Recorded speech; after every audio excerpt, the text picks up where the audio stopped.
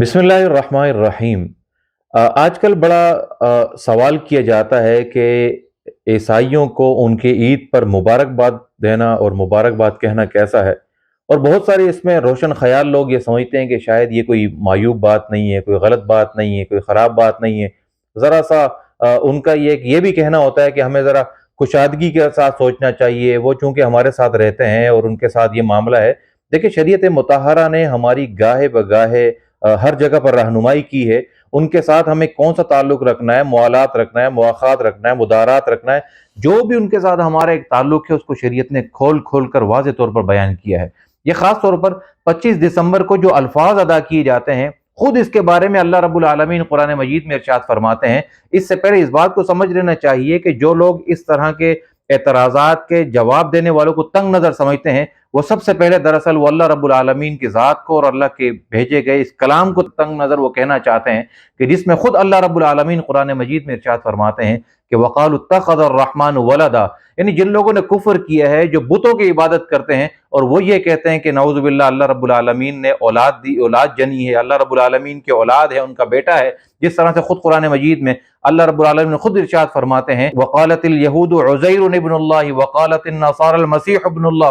तो ये जिस तरह अल्लाह रब्बुल आलमीन इसको बयान फरमाते हैं, तो जब अल्लाह रब्बुल आलमीन ने जिस अंदाज से सूरतुल मरियम में इरशाद फरमाया कि वक़ालू इत्तख़ज़र रहमान वलदा, इसके बाद जो खुद अल्लाह रब्बुल आलमीन इरशाद फरमाते हैं, वो फरमाते हैं कि लक़द जिअतुम शैअन इद्दा, तुम ऐसी बात लेकर आए हो जो नापसंदीदा है।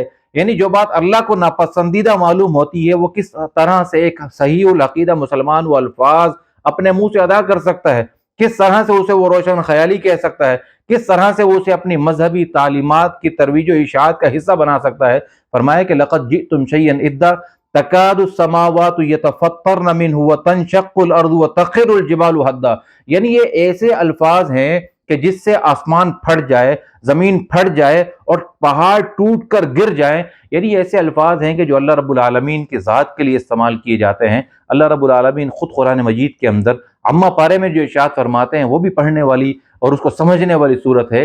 अल्लाह खुद फरमाते हैं कि कुल हुवल्लाहु अहद अल्लाहुस समद लम यलिद वलम यूलद। यानी अल्लाह रब्बुल आलमीन ने ना किसी को जना है, ना खुद अल्लाह रब्बुल आलमीन किसी की औलाद में से हैं। तो देखें, ये बात समझ लेनी चाहिए कि जहाँ पर भी हम अक़लियत के साथ रहते हैं या अक्सरियत के साथ रहते हैं, जहाँ पर भी जिस अंदाज से, जिस ऑफिस में, जिस फैक्ट्री में, जिस माशरे के अंदर जहाँ भी हम रहते हैं, हमें बहैसियत मुसलमान कुरान मजीद की उन तमाम तालीमात पर अमल करना है कि जो तालीमात सही माना में दुरुस्त अंदाज से हम तक पहुँची हैं। और ये बात मुमकिन नहीं है कि जो चीज़ हमें तंग नज़र मालूम हो रही हो और ख़ुद अल्लाह रब्बुल आलमीन उसको बयान कर रहे हों, तो ये दरअसल किसी नाम नेहाद मुसलमान की फरसुदा सोच तो हो सकती है, लेकिन ये कुरान व सुन्नत की और दीन इस्लाम की तालीमात नहीं हो सकती। तो जो लोग भी ऐसे दिन के अंदर इनके जो मखसूस अल्फाज हैं, अगर वो अदा करते हैं, तो वो यकीनन बहुत बड़े मुजरिम हैं और वो कुरान और सुन्नत की सरी मुखालफत करते हैं। अल्लाह रब्बुल आलमीन मुझे और आपको दीन की सही समझ नसीब फरमाए।